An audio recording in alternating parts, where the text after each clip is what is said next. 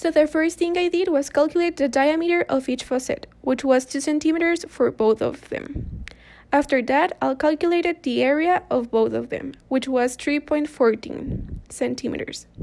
Then I calculated the speed for each one. The first one was 21.24 meters over seconds, and the second one was 20.29 meters over seconds.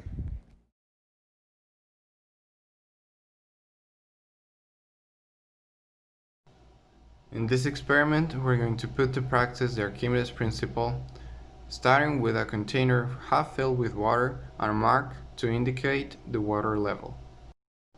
Next, we're going to drop this ball of clay, and with the marker, we're going to mark the raise of the water.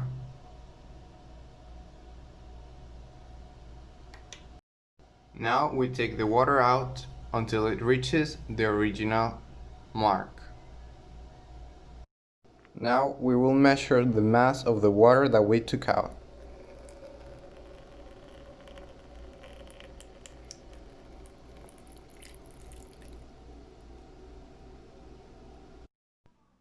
Now that I took out the ball and returned the water to its original level, I'm going to place the boat that I made with the ball in the water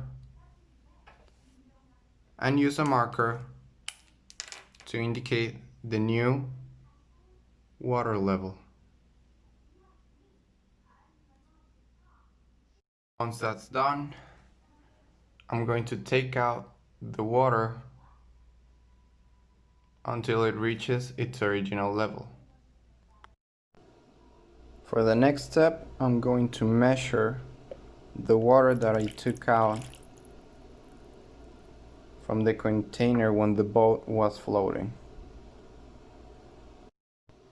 And lastly, I'm going to measure the weight of the boat.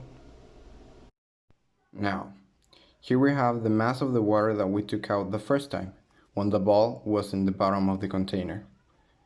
Second, we have the mass of the water that we took out the second time, when the boat was floating. And here we have the mass of the clay that we used to make both the ball and the boat. Here we have that the mass of the liquids displaced is more or equal to the mass of the object it will float.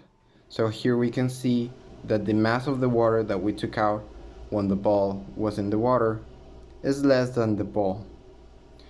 And here we can see that the liquids displaced when the boat was in the water is more than the mass of the boat. So that means that here it floats and here it sinks.